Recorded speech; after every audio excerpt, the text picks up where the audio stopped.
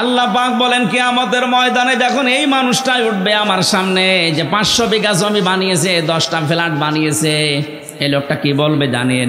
ইয়াউমা তাআতি কুল্লু নাফসিন তুজাদিলু আন নাফসিহা। শব্দের দিকে খেয়াল করেন, আল্লাহ মনে হচ্ছে আমার নাম ধরে বলছে। কুল্লু নাফসিন, প্রতিটি ব্যক্তি, আশরাফ হতে পারে, হামজা হতে পারে, আরজান হতে পারে, ওয়াহাব হতে পারে, প্রতিটি মানুষকে আল্লাহ যেন আলাদা আলাদা আলাদা করে ডাক দিয়েছেন। ইয়াউমা তাআতি কুল্লু নাফসিন, প্রতিটি ব্যক্তি কিয়ামতের দিন তুজাদিলু আন নাফসিহা, নিজের পক্ষে যুক্তি তর্ক প্রমাণ হাজির করবে আল্লাহর সাথে ঝগড়া করার জন্য। আল্লাহর কাছ থেকে বাঁচার জন্য যুক্তি প্রমাণ রেডি করবে যে আমি এই কারণে করেছিলাম, আমি নামাজ পড়তে পারি না আমার সন্তানের কারণে, কারণ তাকে সুখে রাখতে গিয়ে আমি সারাদিন মাঠে কাজ করেছি, সেজদা দেওয়ার সময় পাইনি। এটা যুক্তি। আপনার আর কয়টা ছেলে মেয়ে? হযরতে ইয়াকুব নবীর দিকে তাকান, তার 12টা সন্তান ছিল। কয়টা বলেন? শুধু ছেলেই ছিল তার 12টা। তো এতগুলো সন্তানের কারণে কোনোদিন আল্লাহর বিধান থেকে তাকে তো টলাতে পারেনি। আপনি 2টা 5টা ছেলে মেয়ের কারণে আল্লাহর বিধান বাদ দিয়ে দেন, যুক্তি প্রমাণ করবেন, আল্লাহর কাছে খাড়া করবেন। আল্লাহ বলেন তুজাদিলু আন নাফসিহা, প্রতিটি মানুষ তার নিজের পক্ষে খাড়া করবে যুক্তি তর্ক। ওয়াতুওয়াফা কুল্লু নাফসিম মা আমিলাত ওয়া হুম লা ইউযলামুন, প্রত্যেককে আমি আল্লাহ পরিপূর্ণ করে দেব তার কাজের প্রতিদান, কিন্তু তার উপর আমি জুলুম করব না। যে যতটুকুই করেছে কিয়ামতে আল্লাহ তাকে ওই পরিমাণ দেবেন। আমার এবার আয়াতের আলোচনা শুরু হচ্ছে। যেটা বললাম একটা 111 নাম্বার আয়াত সূরা নাহালের, এখন যেটা আমরা তেলাওয়াত করেছিলাম এটা সূরা নাহালের 112 নাম্বার আয়াত। এই আয়াতের ভেতরে আল্লাহ একটা কারিয়া, একটা জনপদ, একটা গ্রামের উদাহরণ দিয়েছেন আমাদের সামনে। খুব ভালো করে মিলাবেন। গ্রামটা এই হাবিবপুর হতে পারে। নির্ধারিত নাম আমি তাফসিরে পাইনি, কোন মুফাসসির হয়তো মক্কা নগরীর নাম দিয়েছেন, না, এটা ঝিনাইদহ জেলার শৈলকুপা থানার হাবিবপুর হতে পারে। আপনি একটু মিলাবেন, দেখবেন এই গ্রামের সাথে মেলে কিনা। আমার কথা বোঝা যাচ্ছে তো? আমি তো মনে হচ্ছে যে একেবারে ক্লাসের মতো বললে ছাত্র যেভাবে বোঝে ছাত্ররা ঠিক ওইভাবে বুঝতেছে। হ্যাঁ, কিছু যদি পাগল ছাগল থাকে 14 বার বুঝলেও বুঝবে না। ওরে বোঝাতে হলে কোরআন শরীফে হবে না, বুখারী শরীফে হবে না, কি লাগবে? বুখারী শরীফ। আপনারা কোরআন শরীফ, হাদিস শরীফ, বুখারী শরীফ দিয়ে যেহেতু বুঝে ফেলছেন, ভালো করে এবার বোঝেন। উপমা দিচ্ছেন, উদাহরণ দিচ্ছেন কে? আরো জোরে বলেন। এই জন্য উদাহরণ দিয়ে কোরআন বোঝালে মানুষ বোঝে ভালো। আল্লাহ পাক কোরআনে কারীম বোঝানোর ক্ষেত্রে বহু উদাহরণ কোরআনে সেট করেছেন, এমন এমন উদাহরণ দিয়েছেন। আজকে একটা উদাহরণ বলছি।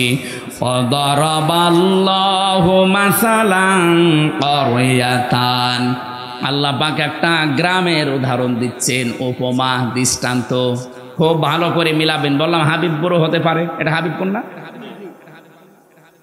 কি ছিল সেই গ্রামে? কানাত আমিনাতাম মুতমাইন্নাতান।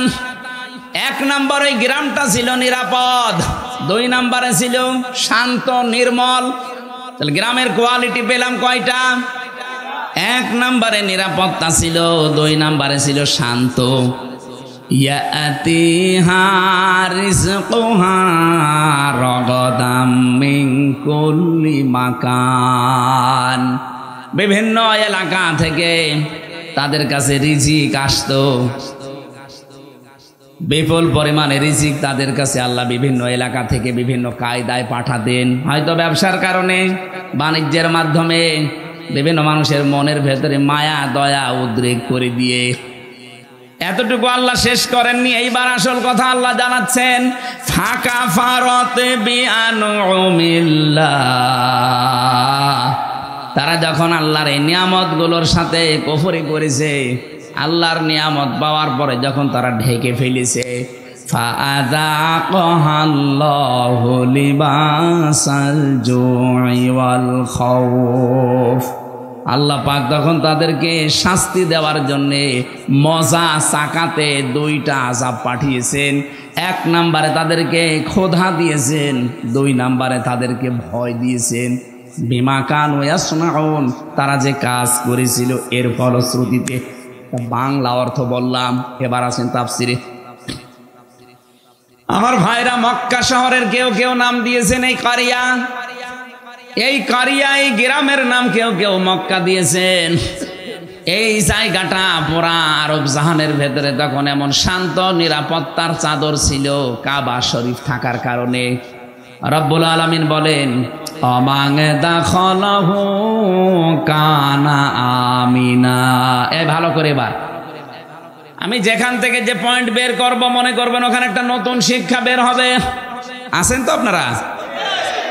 ইন্না আউওয়ালা বাইতি উবদিআ লিন-নাসি লাল্লাযী বিবাক্কাতা মুবারাকাও ওয়া হুদাল লিল আলামিন। এ পৃথিবীর সর্বপ্রথম ঘর যেটা, তার নাম বলে, যদিও কাবা এটা মক্কায় অবস্থিত। মক্কার প্রাচীন নাম ছিল বাক্কা। আল্লাহ কোরআনে কারিমে মাক্কাও দিয়েছেন, বাক্কাও দিয়েছেন। এই বাক্কায় সর্বপ্রথম যে ঘরটা, 2টা কোয়ালিটি এ ঘরের। 1 নম্বরে মুবারাকান, এটা বরকতময়। পৃথিবীর কত জায়গায় তো যাই, কত জায়গা দেখি একটা কালো গ্লাভ দিয়ে মোড়ানো আছে, আমার মনে হয় সব মায়া আল্লাহ ওর ভেতরে দিয়ে রেখেছে। অন্তত যারা বোঝে, উপলব্ধি করে মুবারাকান শব্দটা, ওই আলেমগুলো যখন কাবার দিকে তাকায়, আমার মনে হয় অধিকাংশ আলেমের চোখ দিয়ে অঝরে পানি পড়ে। কত জিনিস তো তারা দুনিয়ায় দেখেছে, কিন্তু এর মতো সৌন্দর্য আমার আল্লাহ পৃথিবীতে আর কিছু দেয়নি। এবার রমজানে আমার বাবা মা, আমি আর আমার ওই যে মেয়েটা নিয়ে যেতে পারি নাই মাওয়াকে, আমরা যাব এবার ওমরায়।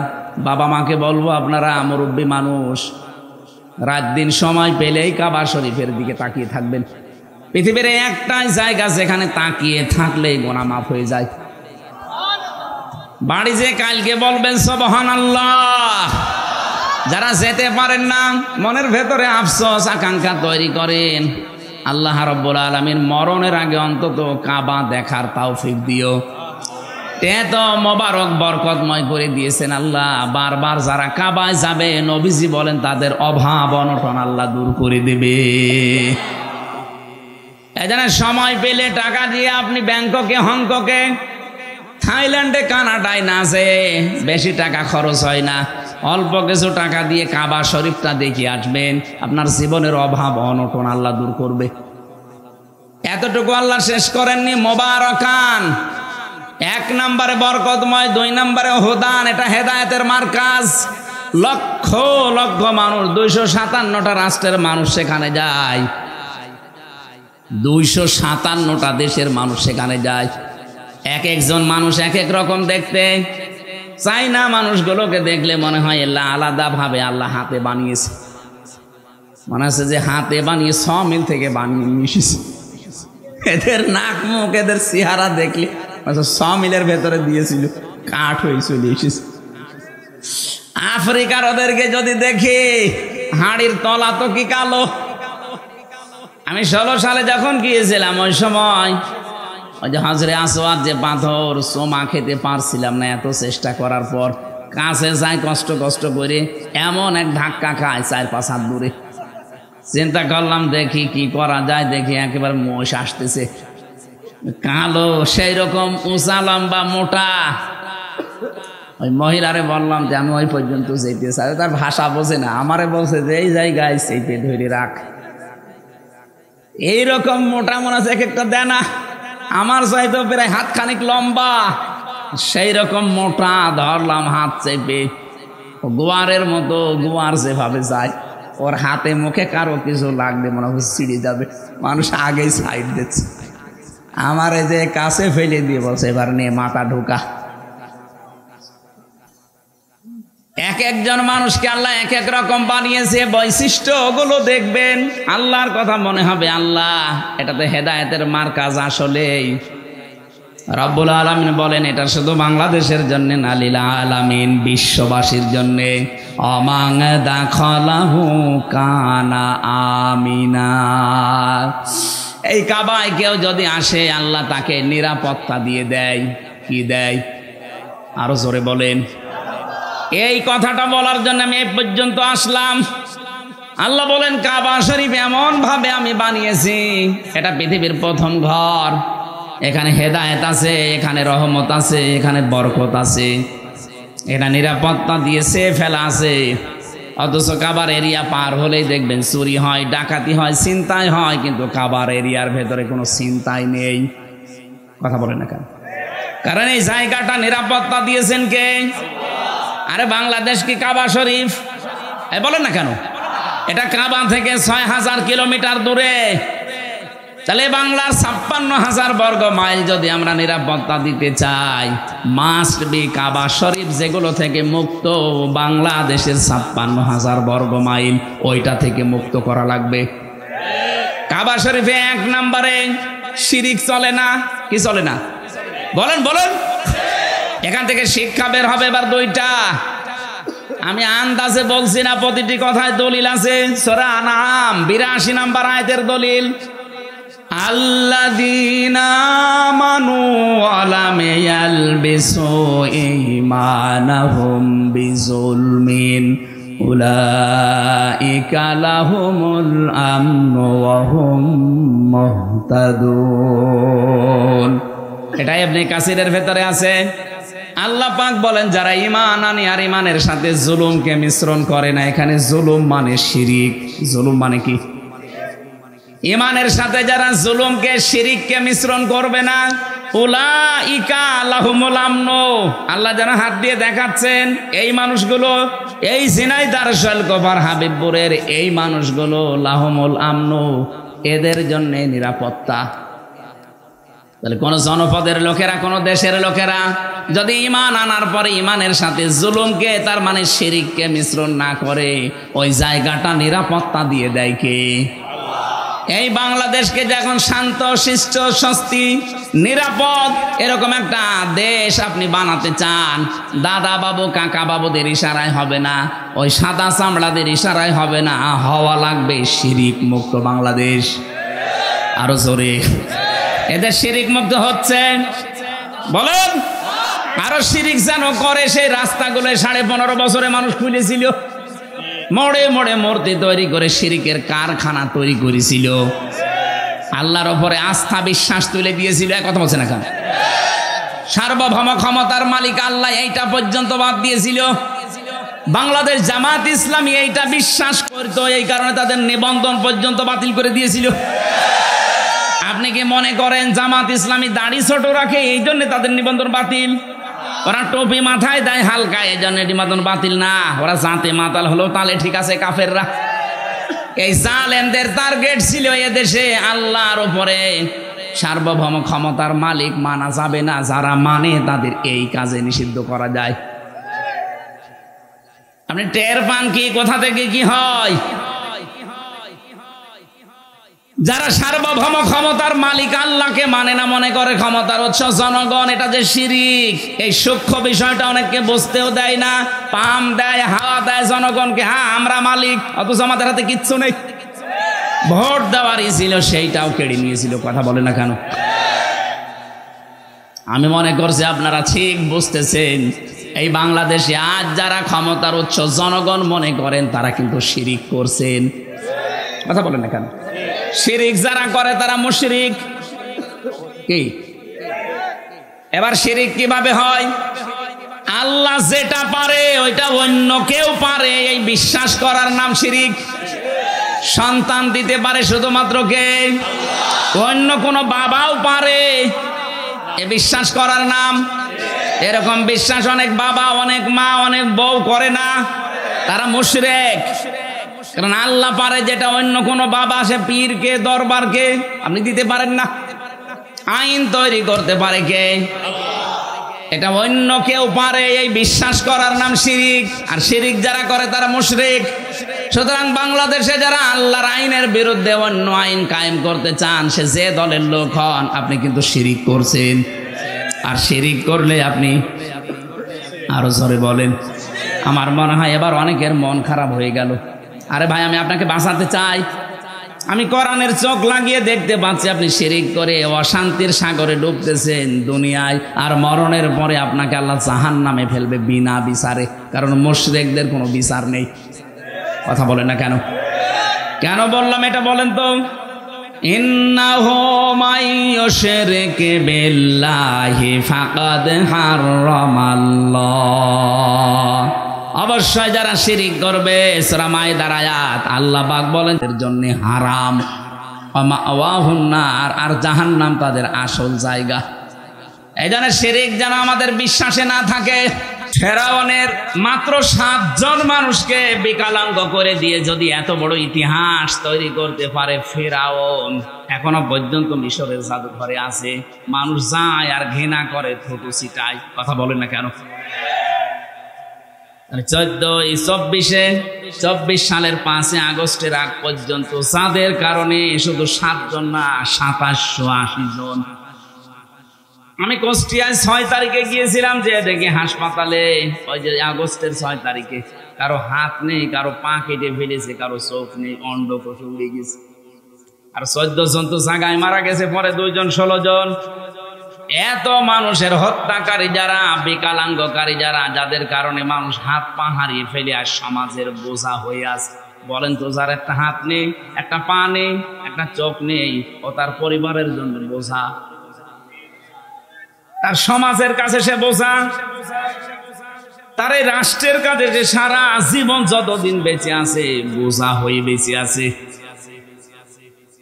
এই কাজ যারা করে গেল, এরা কিয়ামতের দিন আমার মনে হয় ফেরাউনের সাথেই উঠবে।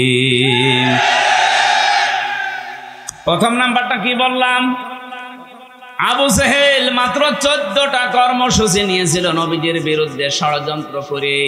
এই জন্য আবু জেহেলের নাম আজ পর্যন্ত কেউ রাখেনি। এই 1500 বছরে আমি কত ইতিহাস পড়ে দেখেছি, কেউ ছেলের নাম আবু জেহেল না। হ্যাঁ, জাহাল হক আছে, আবু জেহেল। এত বছর পার হওয়ার পরও যদি এই 14টা ষড়যন্ত্রে ওর নাম কেউ না রাখে, আপনি এই 15.5 বছরে 15টা ষড়যন্ত্র এই দেশের বিরুদ্ধে, মানবতার বিরুদ্ধে, ইসলামের বিরুদ্ধে করেছেন। আজকে আমি একটা শুরু করছি, সেটা হচ্ছে সমকামিতা। এই ষড়যন্ত্র করে জাতিকে আজ ধ্বংস করার একটা পায়তারা এটা। আল্লাহ পাক ওই কথাটা এখানে লোক নবীর জীবনী থেকে নিয়ে এসে আমাদেরকে শোনাচ্ছেন। ভালো করে শোনো। অমাকারু মাকারন ওয়া মাকারনা মাকরন, শব্দ কিন্তু এক, কিন্তু অর্থ 2টা। আল্লাহ বলেন কাফেররা ষড়যন্ত্র করেছিল আর আমি আল্লাহ করেছিলাম কৌশল, অথচ শব্দ একই। কাফেরদের বেলায় যেটা ষড়যন্ত্র, আল্লাহর বেলায় সেটা কৌশল। এই পৃথিবীতে বাংলাদেশে ইসলাম কায়েমের জন্য আমরা যা করি এটা হচ্ছে জিহাদ, আর ওরা যা করে ওইটার নাম সন্ত্রাস। সুতরাং ইসলামী আন্দোলন বলেন, একামতে দিনের দায়িত্বে যারা আছে, অ্যাক্টিভ ভাবে ইখলাসের সাথে যারা কাজ করছে, এ দেশে ইসলাম কায়েম আমরা করতে চাই, সে তারা যা পদ্ধতি অবলম্বন করবে ওইটার নাম আরবি জিহাদ। আর এটা উল্টিয়ে নষ্ট করার জন্য ওরা যেটা করবে ওইটার নাম সন্ত্রাস। এবার আসেন, আল্লাহ পাক বলেন মাকারনা মাকরন, আমি আল্লাহ নিজে কিন্তু কৌশল করলাম। এখানে ফাইল কর্তা কে? আরো জোরে বলেন। আল্লাহ বলেন আমি নিজে তাদের বিরুদ্ধে কৌশল করলাম। অহুম লা ইয়াশউরুন, তারা টেরও পায়নি। এরপরে আল্লাহ জবাব দিয়েছেন নবীজিকে, ফানজুর কাইফা কানা আকিবাতু মাকরিহিম। হে নবী, একটু নজর করে দেখেন না কেন, ষড়যন্ত্র যারাই করেছিল তাদের অবস্থা আমি কি করেছি। আন্না দাম্মারনাহুম ওয়া কওমাহুম আজমাইন। এই আন্না এর ফাইল সরাসরি আল্লাহ, দাম্মারনা এটাও জমা মুতাকাল্লিমের পরে হোম দিয়েছেন। আল্লাহ পাক বলেন আমি নিজে তাদের শিকড় কেটে দিয়েছি এবং তাদের জাতিকে আমি আল্লাহ নিজে ধ্বংস করেছি। কিভাবে ধ্বংস করলাম তার প্রমাণের পরের আয়াতে একটা আছে, এদিকে তাকান। ফাতিলকা বুয়ুতুহুম খাবিয়াতাম বিমা যালামু। আমি এবার আলেমদেরকে বলছি, আরবি গ্রামার অনুযায়ী ফা ব্যবহার করা হয় 19টা অর্থে। এখানে তিলকার আগে আল্লাহ ফা দিয়েছেন। মনে হচ্ছে আল্লাহ পাক নিজের কুদরতি আঙ্গুল দিয়ে নবীজিকে বলছেন, নবী এই সেই ঘর। বাইতুন না দিয়ে বুয়ুত বহু বচন দিয়েছেন, আবার হুম দিয়েছেন। হে নবী এই সেই ঘর, এই ঘরগুলো একটু তাকাবেন আপনি। খাবিয়াতাম বিমা যালামু, এদের জুলুমের কারণে এদের ঘর বাড়ি ব্যবসা প্রতিষ্ঠান অফিস আদালত, দেখেন আমি কি করেছি। খাবিয়াতান মানে জনশূন্য, উজাড় গৃহ, সার শূন্য। এদের ঘরের দিকে আপনি তাকান তো কি অবস্থা। বাংলাদেশের দিকে এবার আয়াতটা মিলান। 2024 সালের আগস্টের 5 তারিখের বিকাল 5টা বাজতে বাজতে এদেশের যত জালেমদের ঘর ছিল, অফিস ছিল, দেখেন সবগুলো আল্লাহ উজাড় গৃহ বানিয়ে দিয়েছে। এর বাস্তব প্রমাণ আমার কুষ্টিয়ার হানিফের বাড়ি, কামারুলের বাড়ি, ঝিনাইদহতে আছে। আপনি একটু খেয়াল করে দেখেন, যারা জুলুম করেছে একজনকে তো টাঙিয়ে ন্যাংটা করে পিটিয়েছে। এটা জালেমদের জুলুমের পরিণতি। বিআন্নাহুম যুলিমু, কারণ তারা জুলুম করেছে। খাবিয়াতাম বিমা যালামু, তাদের এই জুলুমের কারণে আল্লাহ এই শাস্তিটা তাদের দিয়েছেন। ইন্না ফি যালিকা লাআয়াতাল লিকাওমিন ইয়ালামুন, অবশ্যই এর ভেতরে শিক্ষা আছে। লামে তাকিদ দিয়েছেন, লাআয়াতান, এর ভেতরে নিদর্শন আছে, শিক্ষা আছে তাদের জন্য। লিকাওমিন ইয়ালামুন, যারা জ্ঞানী সেই সম্প্রদায়ের জন্য। সুতরাং বাংলাদেশে আমরা এখন 18 কোটি মানুষ, যারা আমাদের জন্য শিক্ষা কি? এরা যদি জুলুম 15.5 বছর করার পরে একেবারে সার শূন্য হয়ে যায়, জনশূন্য হয়ে যায়, তাদের বাড়ি ঘর পর্যন্ত উজাড় গৃহ। আপনি তাকান, এখন তাদের বাড়ি ঘর এখন জাতীয় টয়লেট হয়ে গেছে। মানুষ মনে হচ্ছে 4-5 জন 7 জন একসাথে দলবদ্ধ হয়ে প্রসাব করছে। আগামীতে কেউ যদি এই চেয়ারে বসে, তারাও যদি এভাবে জুলুম আরম্ভ করে, তাদের বাড়ি ঘর আল্লাহ এভাবে সার শূন্য, জনশূন্য, উজাড় গৃহ বানিয়ে দেবে। বুঝেছেন কারা কারা? হাত তোলেন তো। আলহামদুলিল্লাহ, কাজ হচ্ছে। আর বোঝেননি কারা? হাত তোলেন তো। ওই যে একজন, মাথা তার কাটা আছে, ওটাকে অনেক মামু নাকি? আপনার সে একজন ছিল না, সে মোটা মতো কি আরাফাত নাকি? ওই সে কই, ওরা মনে হয় আরাফাত হবে না। আমি যেটা বোঝাতে চাইলাম এতক্ষণ, এই যে 5-7 মিনিট আমি আন্দাজে কথা বলছি না, এটা কোরআন দিয়ে দলিল দিলাম। হাজার হাজার বছর আগে লূত নবীর কাহিনী আল্লাহ শুনিয়েছেন এইভাবে। যদি কেউ এরকম আগামী 5 বছর করে চেয়ার পেয়ে, তাদের বাড়ি ঘরও কিন্তু এই হানিফ সাহেবের মতো হবে ইনশাআল্লাহ। এই জন্যে থমকেড়াবেন, সাবধান। আমার ভাইরা, যে কথা তোলার জন্য পর্যন্ত এসেছিলাম, কোরআনে কারীম যারা শুনতে এসেছি, এই পৃথিবীর শ্রেষ্ঠ নিয়ামতের ভেতর এইটা একটা। আল্লাহ পাক বলেন, আমার পক্ষ থেকে যত নিয়ামত আমি দিয়েছি, সব চাইতে বড় নিয়ামতের নাম 3টা।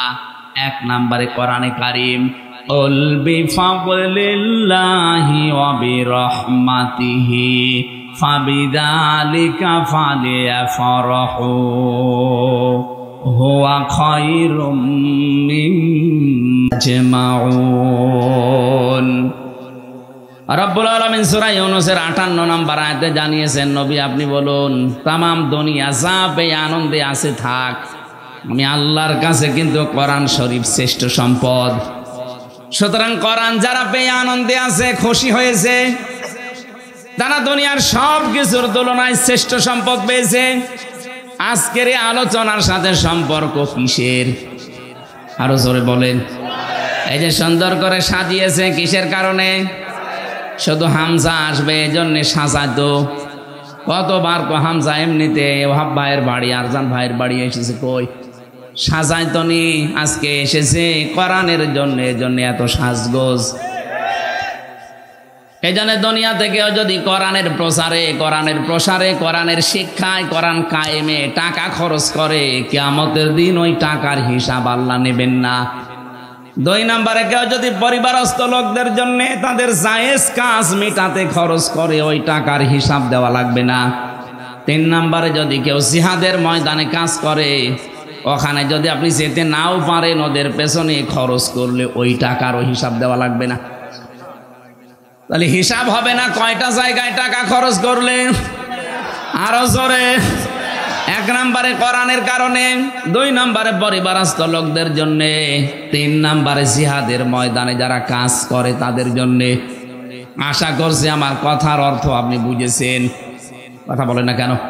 কিন্তু আজ আমরা এই সমস্ত জায়গায় আনন্দ পাই না, খুশি না। আমরা আনন্দ করি অনেকে সুদ খেয়ে।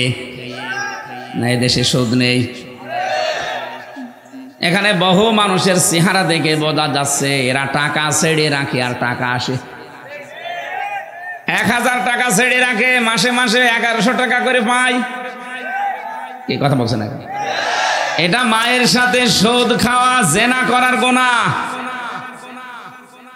কল্পনায় যেটা আসে না সেই কাজ আপনি করতেছেন, আর আপনি নামাজ পড়েন। এই জন্য এই কাজে যারা আছেন, টাকা ছেড়ে রাখেন, টাকা আসে। অনেকে বলে আমি লাভ খাই, ইন্টারেস্ট খাই, জিনিস একই। কথা বলে না কেন? ও টয়লেটও যার নাম, গো তার নাম, জিনিস আলাদা। জিনিস তো একই, নাম আলাদা দিলেই হবে। যারা খাচ্ছেন, আশা করছি আজকের এই দিন থেকে এটা ছেড়ে দেওয়া লাগবে। কারা কারা ছেড়ে দিতে রাজি আছেন হাত তোলেন তো। তার মানে এলাকায় অনেকে খাচ্ছে। ঠিক আছে বাবা, শাহজালাল সব হালাল না। জেনাইদা জেলা খাচ্ছেন যারা, ছেড়ে দেবেন। ব্যাংকিং ব্যবস্থা বাংলাদেশে যেগুলো আছে, অর্থনীতি, এটা যে ইবাদত অনেকে জানেই না, মনে করে এ দুনিয়ার কাজ না। সোনালী, চৈতালি, এই যে সমস্ত ব্যাংকগুলো আছে না, সোনালী, রূপালী, অগ্রণী, চৈতালি, এ ব্যাংকের চাইতে ইসলামী ব্যাংকে কারবার করা ইমানের দাবিতে 100 ভাগ স্বচ্ছ। আপনি যদি ওই সমস্ত ব্যাংকে কারবার করেন, বলো ঔষধ, এ ঔষধ, এটা কাফেরদের কথা। ওয়াহাল্লাল্লাহুল বাইআ ওয়া হাররামার রিবা, আল্লাহ ব্যবসাকে হালাল করেছে আর সুদকে হারাম করেছে। ওই জামানায় কাফেররা বলতো ও সুদও চা, ও ব্যবসাও তা। এখন অনেকে আজ বিভিন্ন জেনারেল ব্যাংকের সাথে ইসলামী ব্যাংক মিলিয়েছেন। আরে ভাই, এতদিন এই শয়তান, এই জালেমরা 15.5 বছরে ইসলামী ব্যাংকে হাত দিয়ে ওরা 75,000 কোটি টাকা আত্মসাৎ করেছে। ইসলামপন্থী এদেশের জনগণের ঘাম ঝরানো টাকাগুলো এই ব্যাংকটা প্রতিষ্ঠিত হয়েছিল। এদেশে শরিয়া ব্যাংক আছে, শরিয়া বোর্ড আছে এই ব্যাংকের জন্য। গোনা যদি হয় তাদের হবে, আপনার অসুবিধা নেই। নবীজি 13 বছর মক্কায় নামাজ পড়েছিলেন, কাবা শরীফে, না পড়েননি? আর 10 বছর পড়েছিলেন কোথায়? মদিনায়। বলেন, এই যে 13 বছর তিনি নামাজ পড়লেন মক্কায়, ওই সময় কাবা শরীফের ভেতরে মূর্তি ছিল না? কয়টা? 360টা। কয়টা?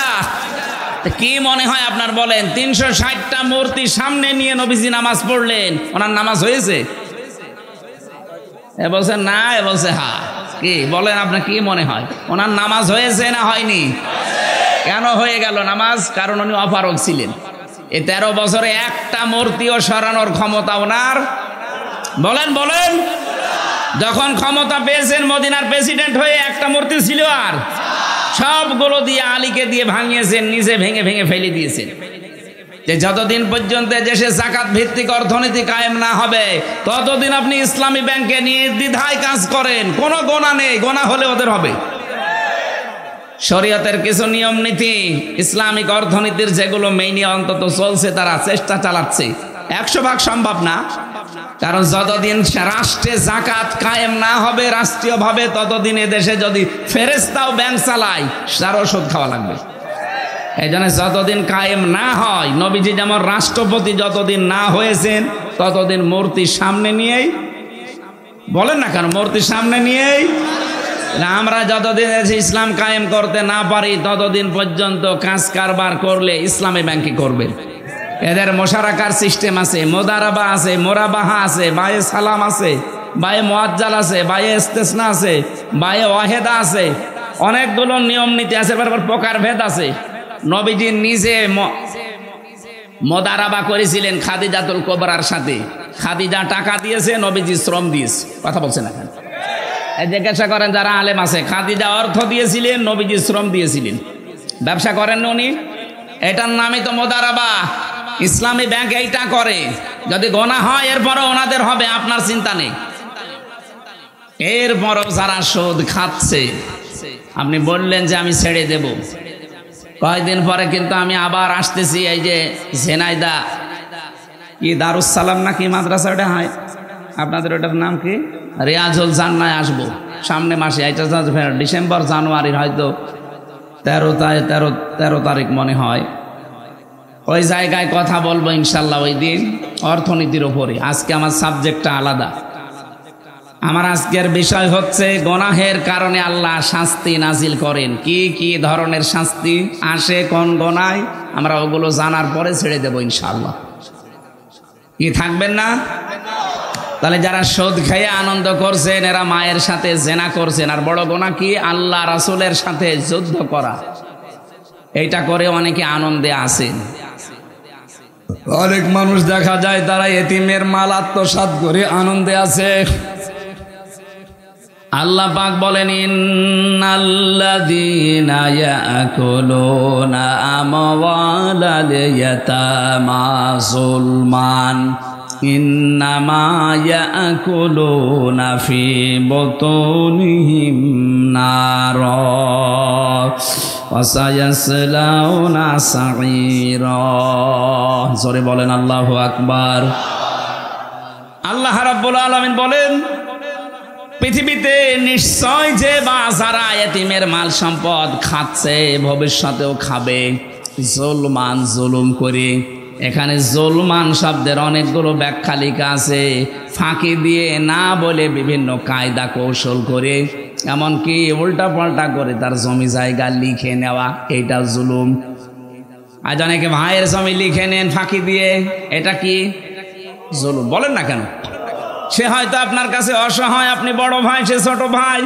আপনি লেখাপড়া জানেন, যোগ্যতা আছে, সে হয়তো মূর্খ মানুষ, জানে না। বিশ্বাস করে এমন কায়দা করে টিপসই নিয়ে তাকে আপনি ফকির করে দিলেন। এরপরে যে সম্পদের মালিক হলেন, টাকা পয়সা জমি জায়গা, এখান থেকে যে ফসল আসে, টাকা পয়সা কামাই হয়, এইটা যারা খায়, ইন্নামা ইয়াকুলুনা ফি বুতুনিহিম নারা, ওরা যেন পেটের ভেতরে জাহান্নামের আগুন ঢোকাচ্ছে। বলেন নাউজুবিল্লাহ। বাংলাদেশে হিসাব করলে মানুষ পাওয়া যাবে না, যাবে না? বলেন, বাংলাদেশ লাগবে না? এখানেও আছে না নেই? কারা কারা এতিমের মাল এভাবে, ভাইয়ের মাল, বোনের মাল, নিজের মেয়ের মালও পর্যন্ত আত্মসাৎ করছেন? যারা শরীক ফাঁকি দেন মানুষের, দুইটা গোনা হবে আপনার। এক নম্বরে আপনার চেহারার উজ্জ্বলতা আল্লাহ নষ্ট করে দেবে। দেখবেন এলাকায় যারা শরীক ফাঁকি দিয়েছে ওদের চেহারার ভেতরে আল্লাহ নূর তুলে নিয়েছে। এখানেও আছে, আমি চেহারা দেখলেই বলতে পারবো শরীক ফাঁকি দিয়েছে। আপনি দাঁড় করান লাইন দিয়ে, দেখলেই বোঝা যাবে যে হ্যাঁ ও মেরে খায়। কথা বলছেন না কেন? দ্বিতীয়টা কঠিন, মরণের সময় আপনার ঈমান নসিব হবে না, আপনি বেঈমান হয়ে মারা যাবেন। আপনি ভাগ্যে, বোনকে, অন্যকে ফাঁকি দিয়ে বিশাল সম্পদের পাহাড় তৈরি করে গেলেন। কি হবে আপনার এই সম্পদ? বাস্তবতা কি বলে বলেন? আপনি 200 বিঘা জমির মালিক, এদিকে থাকান, 500 বিঘা জমি আপনি তৈরি করে গেলেন। 100 বছর পরে তো আপনার থাকবেন না, নাকি? বলেন বলেন, বিবেক দিয়ে ভাবেন। 200 বছর পরে আপনি আবার দুনিয়ায় আসলেন, 100 বছর পরে মরে গেলেন, 200 বছর পরে আসলেন, মাত্র 300 বছরের ব্যবধানে যদি এই 500 বিঘা জমি আপনার ছেলের ছেলের ছেলে, যারা 3 পুরুষের পরে, এরা ব্যবহার করবে কি? আপনি যদি এসে বলেন যে এগুলো আমি কিনেছিলাম, এ বাড়ি আমার, দাঁত মুখ খুলে ফেলবে। ইয়ার কি মারো কে তুমি? তোমার যদি থাকার জায়গা না থাকে, শৈলকুপা বাজার মসজিদের বারান্দায় রাত থেকে ফটো, এখানে আর জায়গা নেই। এটাকে হাসির খোরাকি দিলাম? চিন্তায় তো মাথা নত হয়ে যাওয়ার কথা, যে কি শুনছি, কার জন্য আমি করলাম। আর যারা ঘুষ খায়, কি করছেন আপনি ঘুষ খেয়ে? বিশাল বিশাল ফ্ল্যাটের মালিক হবেন, জমি জায়গা টাকা পয়সার আপনি সম্পদের পাহাড় তৈরি করে রাখলেন। আপনি মাত্র 200 বছর পরে ফিরে আসেন, এই ফ্ল্যাটে জীবনও আপনাকে আর উঠতে দেবে না।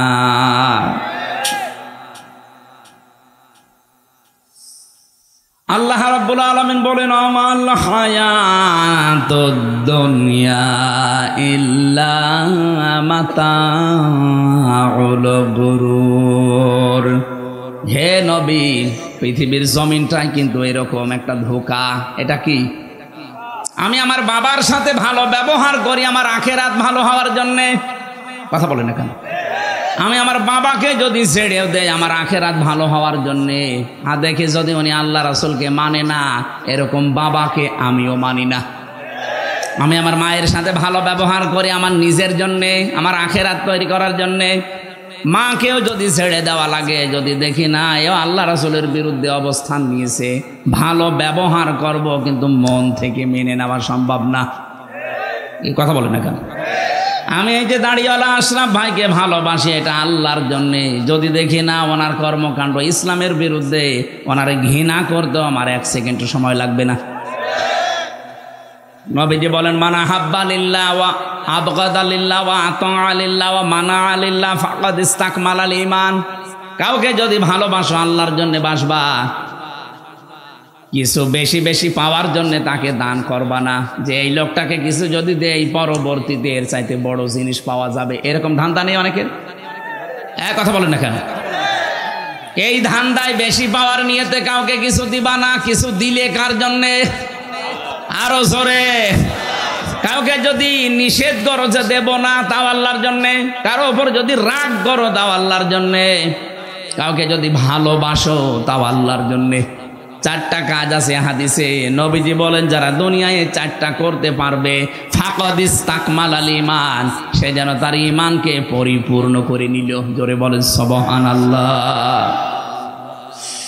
আল্লাহ পাক বলেন, কিয়ামতের ময়দানে যখন এই মানুষটাই উঠবে আমার সামনে, যে 500 বিঘা জমি বানিয়েছে, 10টা ফ্ল্যাট বানিয়েছে, এই লোকটা কি বলবে জানেন? ইয়াউমা তাআতি কুল্লু নাফসিন তুজাদিলু আন নাফসিহা। শব্দের দিকে খেয়াল করেন, আল্লাহ মনে হচ্ছে আমার নাম ধরে বলছে। কুল্লু নাফসিন, প্রতিটি ব্যক্তি। আশরাফ হতে পারে, হামজা হতে পারে, আরজান হতে পারে, ওয়াহাব হতে পারে। প্রতিটি মানুষকে আল্লাহ যেন আলাদা আলাদা আলাদা করে ডাক দিয়েছেন। ইয়াউমা তাতি কুল্লু নাফসিন, প্রতিটি ব্যক্তি কিয়ামতের দিন তুজাদিলু আন নাফসিহা, নিজের পক্ষে যুক্তি তর্ক প্রমাণ হাজির করবে আল্লাহর সাথে ঝগড়া করার জন্য। আল্লাহর কাছ থেকে বাঁচার জন্য যুক্তি প্রমাণ রেডি করবে, যে আমি এই কারণে করেছিলাম, আমি নামাজ পড়তে পারি না আমার সন্তানের কারণে, কারণ তাকে সুখে রাখতে গিয়ে আমি সারাদিন মাঠে কাজ করেছি, সেজদা দেওয়ার সময় পাইনি। এটা যুক্তি। আপনার আর কয়টা ছেলে মেয়ে? হযরতে ইয়াকুব নবীর দিকে তাকান, তার 12টা সন্তান ছিল। কয়টা বলেন? শুধু ছেলেই ছিল তার 12টা। তো এতগুলো সন্তানের কারণে কোনোদিন আল্লাহর বিধান থেকে তাকে তো টলাতে পারেনি। আপনি 2টা 5টা ছেলে মেয়ের কারণে আল্লাহর বিধান বাদ দিয়ে দেন, যুক্তি প্রমাণ করবেন, আল্লাহর কাছে খাড়া করবেন। আল্লাহ বলেন, তুজাদিলু আন নাফসিহা, প্রতিটি মানুষ তার নিজের পক্ষে খাড়া করবে যুক্তি তর্ক। ওয়াতুওয়াফা কুল্লু নাফসিম মা আমিলাত ওয়া হুম লা ইউযলামুন। প্রত্যেককে আমি আল্লাহ পরিপূর্ণ করে দেব তার কাজের প্রতিদান, কিন্তু তার উপর আমি জুলুম করব না। যে যতটুকুই করেছে কিয়ামতে আল্লাহ তাকে ওই পরিমাণ দেবেন। আমার এবার আয়াতের আলোচনা শুরু হচ্ছে। যেটা বললাম একটা 111 নাম্বার আয়াত সূরা নাহলের, এখন যেটা আমরা তেলাওয়াত করেছিলাম এটা সূরা নাহালের 112 নম্বর আয়াত। এই আয়াতের ভেতরে আল্লাহ একটা কারিয়া, একটা জনপদ, একটা গ্রামের উদাহরণ দিয়েছেন আমাদের সামনে। খুব ভালো করে মিলাবেন, গ্রামটা এই হাবিবপুর হতে পারে। নির্ধারিত নাম আমি তাফসিরে পাইনি, কোন মুফাসসির হয়তো মক্কা নগরীর নাম দিয়েছেন, না, এটা ঝিনাইদহ জেলার শৈলকুপা থানার হাবিবপুর হতে পারে। আপনি একটু মিলাবেন, দেখবেন এই গ্রামের সাথে মেলে কিনা। আমার কথা বোঝা যাচ্ছে তো? আমি তো মনে হচ্ছে যে একেবারে ক্লাসের মতো বললে ছাত্র যেভাবে বোঝে ছাত্ররা ঠিক ওইভাবে বুঝতেছে। হ্যাঁ, কিছু যদি পাগল ছাগল থাকে 14 বার বুঝলেও বুঝবে না। ওরে বোঝাতে হলে কোরআন শরীফে হবে না, বুখারী শরীফে হবে না, কি লাগবে? বুখারী শরীফ। আপনারা কোরআন শরীফ, হাদিস শরীফ, বুখারী শরীফ দিয়ে যেহেতু বুঝে ফেলছেন, ভালো করে এবার বোঝেন। উপমা দিচ্ছেন, উদাহরণ দিচ্ছেন কে? আরো জোরে বলেন। এই জন্য উদাহরণ দিয়ে কোরআন বোঝালে মানুষ বোঝে ভালো। আল্লাহ পাক কোরআনে কারীম বোঝানোর ক্ষেত্রে বহু উদাহরণ কোরআনে সেট করেছেন, এমন এমন উদাহরণ দিয়েছেন। আজকে একটা উদাহরণ বলছি। দারাবাল্লাহু মাসালান ক্বরিয়াতান, আল্লাহ পাক একটা গ্রামের উদাহরণ দিচ্ছেন, উপমা, দৃষ্টান্ত। খুব ভালো করে মিলাবেন। বললাম হাবিবপুর হতে পারে, এটা হাবিবপুর না? কি ছিল সেই গ্রামে? কানাত আমিনাতাম মুতমাইন্নাতান। 1 নম্বর ওই গ্রামটা ছিল নিরাপদ, 2 নম্বরে ছিল শান্ত নির্মল। তাহলে গ্রামের কোয়ালিটি পেলাম কয়টা? 1 নম্বরে নিরাপত্তা ছিল, 2 নম্বরে ছিল শান্ত। ইয়াতিহা রিজকুহা রাগাদাম মিন কুল্লি মাকান, বিভিন্ন এলাকা থেকে তাদের কাছে রিজিক আসতো, বিপুল পরিমাণে রিজিক তাদের কাছে আল্লাহ বিভিন্ন এলাকা থেকে বিভিন্ন কায়দায় পাঠাতেন। হয়তো ব্যবসার কারণে, বাণিজ্যের মাধ্যমে বিভিন্ন মানুষের মনের ভেতরে মায়া দয়া উদ্রেক করে দিয়ে। এতটুকু আল্লাহ শেষ করেননি, এইবার আসল কথা আল্লাহ জানাচ্ছেন। ফাকা ফারত বিআনুমিল্লাহ, তারা যখন আল্লাহর এই নিয়ামতগুলোর সাথে কুফরি করেছে, আল্লাহর নিয়ামত পাওয়ার পরে যখন তারা ঢেকে ফেলেছে, ফাআযাকাহাল্লাহু লিবাসাল জুই ওয়াল খাউফ, আল্লাহ পাক তখন তাদেরকে শাস্তি দেওয়ার জন্যে মজা চাকাতে 2টা আযাব পাঠিয়েছেন। 1 নম্বরে তাদেরকে ক্ষুধা দিয়েছেন, 2 নম্বরে তাদেরকে ভয় দিয়েছেন। বিমা কানু ইয়াসনাউন, তারা যে কাজ করেছিল এর ফলশ্রুতিতে। বাংলা অর্থ বললাম, এবার আছেন তাফসিরে। আমার ভাইরা, মক্কা শহরের কেউ কেউ নাম দিয়েছেন এই কারিয়া। এই কারিয়া, এই গ্রামের নাম কেউ কেউ মক্কা দিয়েছেন। এই জায়গাটা পুরা আরব জাহানের ভেতরে তখন এমন শান্ত নিরাপত্তার চাদর ছিল কাবা শরীফ থাকার কারণে। রব্বুল আলামিন বলেন, অমাং দাখলাহু কানা আমিনা। এই ভালো করে এবার আমি যেখান থেকে যে পয়েন্ট বের করব, মনে করবেন ওখানে একটা নতুন শিক্ষা বের হবে। আছেন তো আপনারা? ইন্না আউওয়ালা বাইতি উবদিআ লিন-নাসি লাল্লাযী বিবাক্কাতা মুবারাকাও ওয়া হুদাল লিল আলামিন। এ পৃথিবীর সর্বপ্রথম ঘর যেটা, তার নাম বলে, যদিও কাবা, এটা মক্কায় অবস্থিত।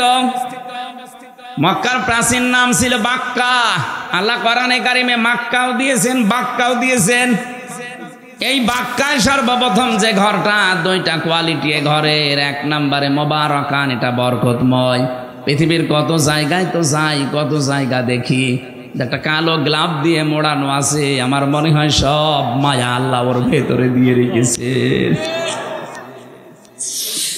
অন্তত যারা বোঝে, উপলব্ধি করে মুবারাকান শব্দটা, ওই আলেমগুলো যখন কাবার দিকে তাকায়, আমার মনে হয় অধিকাংশ আলেমের চোখ দিয়ে অঝরে পানি পড়ে। কত জিনিস তো তারা দুনিয়ায় দেখেছে, কিন্তু এর মতো সৌন্দর্য আমার আল্লাহ পৃথিবীতে আর কিছু দেয়নি। এবার রমজানে আমার বাবা মা, আমি আর আমার ওই যে মেয়েটা নিয়ে যেতে পারি নাই মাওয়াকে। আমরা যাবো এবার ওমরায়। বাবা মাকে বলবো আপনারা মুরব্বী মানুষ, রাত দিন সময় পেলেই কাবা শরীফের দিকে তাকিয়ে থাকবেন। পৃথিবীর একটাই জায়গা যেখানে তাকিয়ে থাকলেই গোনা মাফ হয়ে যায়। বাড়ি যে কালকে বলবেন সুবহানাল্লাহ। যারা যেতে পারেন না মনের ভেতরে আফসোস আকাঙ্ক্ষা তৈরি করেন, আল্লাহ রাব্বুল আলামিন মরণের আগে অন্তত কাবা দেখার তৌফিক দিও। এত মোবারক বরকতময় করে দিয়েছেন আল্লাহ। বারবার যারা কাবায় যাবে নবীজি বলেন তাদের অভাব অনটন আল্লাহ দূর করে দেবে।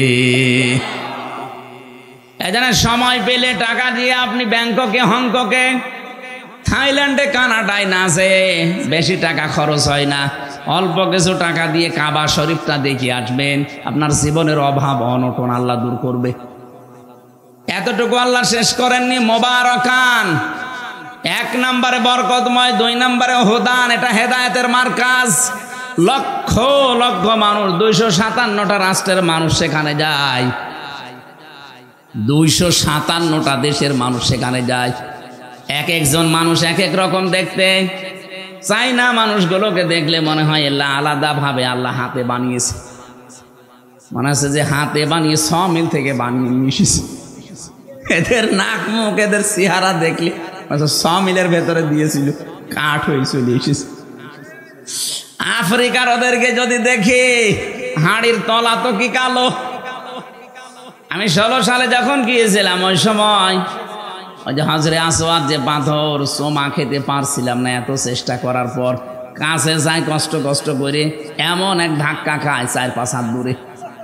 চিন্তা করলাম দেখি কি করা যায়, দেখি একেবারে মোষ আসতেছে, কালো, সেই রকম উঁচা লম্বা মোটা।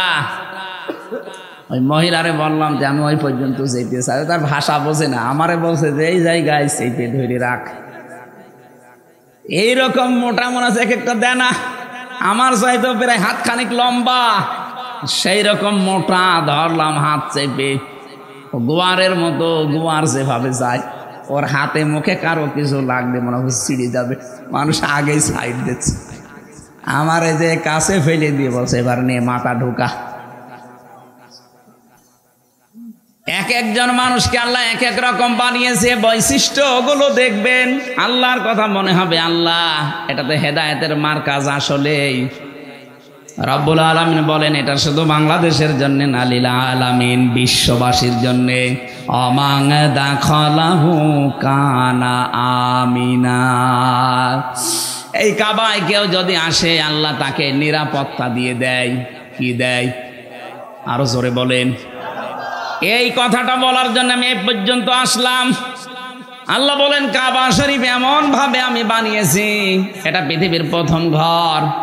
এখানে হেদায়েত আছে, এখানে রহমত আছে, এখানে বরকত আছে, এটা নিরাপত্তা দিয়েছে ফেলা আছে। অথচ কাবার এরিয়া পার হলেই দেখবেন চুরি হয়, ডাকাতি হয়, ছিনতাই হয়, কিন্তু কাবার এরিয়ার ভেতরে কোনো ছিনতাই নেই। কথা বলেন না কেন? কারণ এই জায়গাটা নিরাপত্তা দিয়েছেন কে? আরে বাংলাদেশ কি কাবা শরীফ? বলেন না কেন? এটা কাবা থেকে 6000 কিলোমিটার দূরে। তাহলে বাংলার 56,000 বর্গ মাইল যদি আমরা নিরাপত্তা দিতে চাই, মাস্ট বি কাবা শরীফ যেগুলো থেকে মুক্ত, বাংলাদেশের 56,000 বর্গ মাইল ওইটা থেকে মুক্ত করা লাগবে। কাবা শরীফে 1 নম্বরে শিরিক চলে না। কি চলে না? বলেন বলেন। এখান থেকে শিক্ষা বের হবে এবার 2টা। আমি আন্দাজে বলছি না, প্রতিটি কথায় দলিল আছে। সূরা আনআম 82 নম্বর আয়াতের দলিল, আল্লাযীনা আমানু ওয়া লাম ইয়ালবিসু ঈমানাহুম বিযুলমিন উলাইকা লাহুমুল আমনু ওয়া হুম মুহতাদুন। এটা ইবনে কাসিরের ভেতরে আছে। আল্লাহ পাক বলেন যারা ঈমান আনে আর ঈমানের সাথে জুলুমকে মিশ্রণ করে না। এখানে জুলুম মানে শিরিক। জুলুম মানে কি?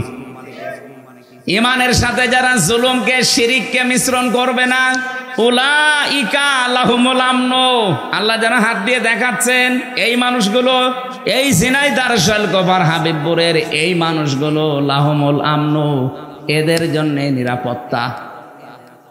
তাহলে কোন জনপদের লোকেরা, কোন দেশের লোকেরা যদি ঈমান আনার পরে ঈমানের সাথে জুলুমকে, তার মানে শিরককে মিশ্রণ না করে, ওই জায়গাটা নিরাপত্তা দিয়ে দেয় কে? এই বাংলাদেশকে যখন শান্ত, শিষ্ট, স্বস্তি, নিরাপদ এরকম একটা দেশ আপনি বানাতে চান, দাদা বাবু কাকা বাবুদের ইশারায় হবে না, ওই সাদা চামড়াদের ইশারায় হবে না, হওয়া লাগবে শিরিক মুক্ত বাংলাদেশ। আরো জোরে, এদের শিরিক মুক্ত হচ্ছে বলেন?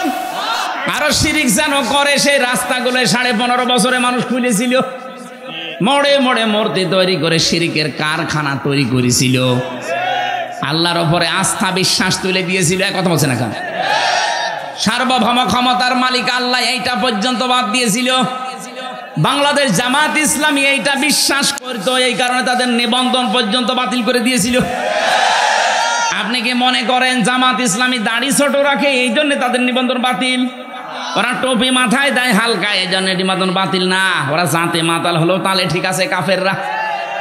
এই জালেমদের টার্গেট ছিল এদেশে আল্লাহর উপরে সার্বভৌম ক্ষমতার মালিক মানা যাবে না, যারা মানে তাদের এই কাজে নিষিদ্ধ করা যায়। আপনি টের পান কি কোথা থেকে কি হয়?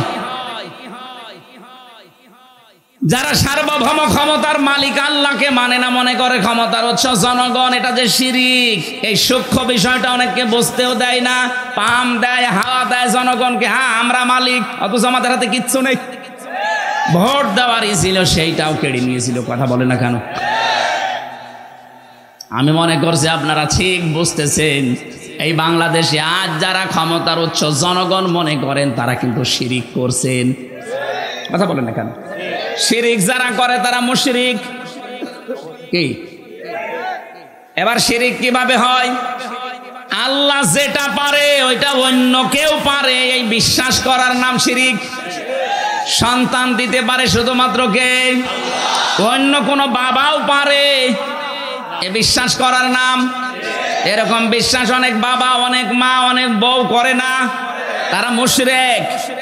কারণ আল্লাহ পারে যেটা অন্য কোন বাবা, সে পীরকে, দরবারকে আপনি দিতে পারেন না। আইন তৈরি করতে পারে কে? এটা অন্য কেউ পারে, এই বিশ্বাস করার নাম শিরিক। আর শিরিক যারা করে তারা মুশরিক। সুতরাং বাংলাদেশে যারা আল্লাহর আইনের বিরুদ্ধে অন্য আইন কায়েম করতে চান, সে যে দলের লোক হন, আপনি কিন্তু শিরিক করছেন। আর শিরিক করলে আপনি, আরো জোরে বলেন। আমার মনে হয় এবার অনেকের মন খারাপ হয়ে গেল। আরে ভাই, আমি আপনাকে বাঁচাতে চাই। আমি কোরআনের চোখ লাগিয়ে দেখতে পাচ্ছি আপনি শিরিক করে অশান্তির সাগরে ডুবতেছেন দুনিয়ায়, আর মরণের পরে আপনাকে আল্লাহ জাহান্নামে ফেলবে বিনা বিচারে। কারণ মুশরিকদের কোনো বিচার নেই। কথা বলেন না কেন? কেন বললাম এটা বলেন তো?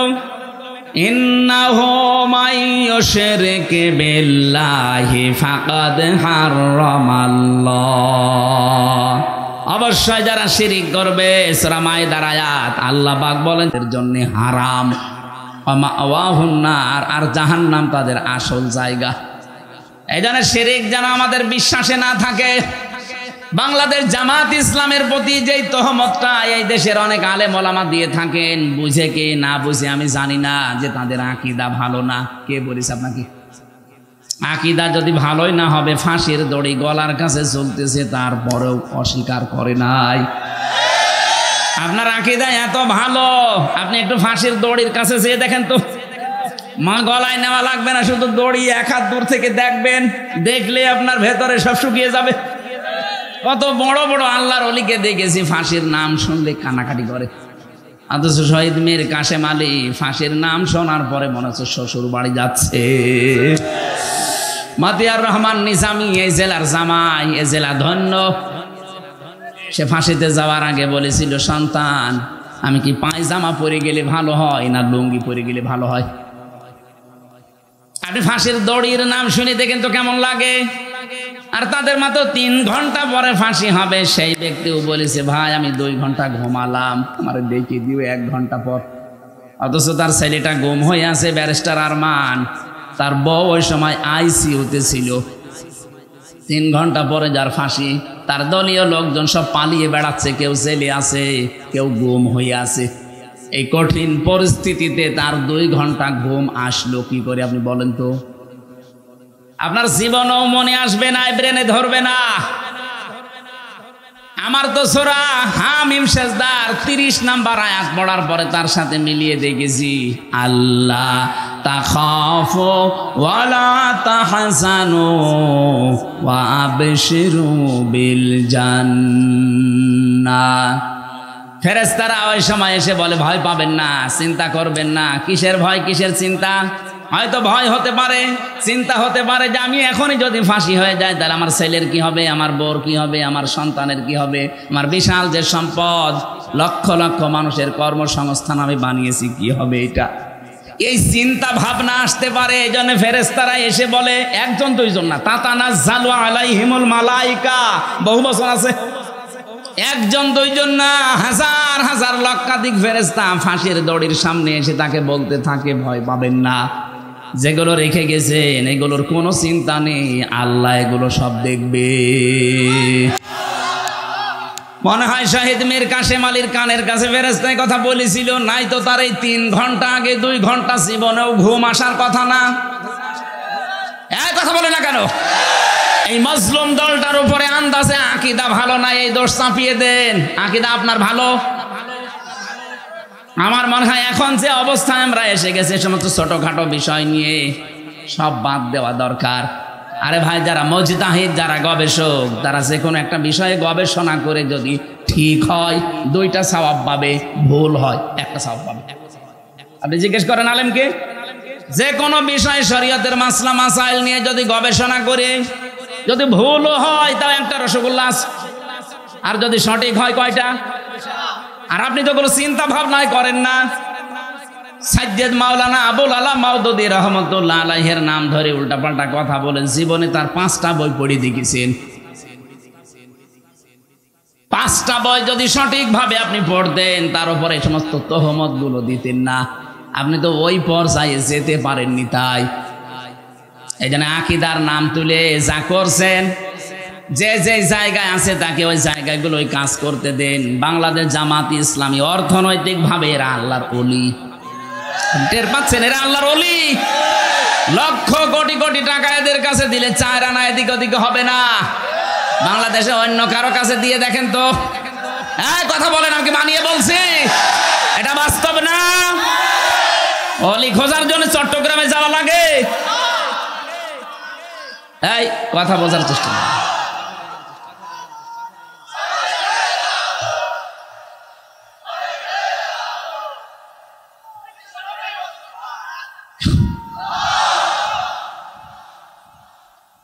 এই মাজলুম দলটার উপরে আমার মনে হয় উল্টা পাল্টা দোষ না দিয়ে তাদের প্রতি সহানুভূতিশীল হওয়া লাগবে। আজকে একটা সবচাইতে বড় এ বাংলাদেশের ভেতরে নাম করা মাদ্রাসা ঝালকাঠি NS কামিল মাদ্রাসা নেসারাবাদ, ওই জায়গায় ডাক্তার শফিকুর রহমান জামাতের আমির গিয়েছে, যে সৌহার্দ্যপূর্ণ আলোচনা হয়েছে। আমার মনে হয় সব জায়গা থেকে যদি এভাবে রেসপন্স আসে, দেশে ইসলামের বিরুদ্ধে কেউ আর থাকবে না। কওমি মাদ্রাসা হেফাজতে ইসলাম চরমনাই সহ ওনারা যে কাজগুলো করছে, ওনারা যে তালিমগুলো দিচ্ছে, ওই জায়গায় আমাদের যাওয়া সম্ভব না। ওই জায়গাগুলো তারা কাজ করছে, খুব ভালো কাজে আছে আলহামদুলিল্লাহ।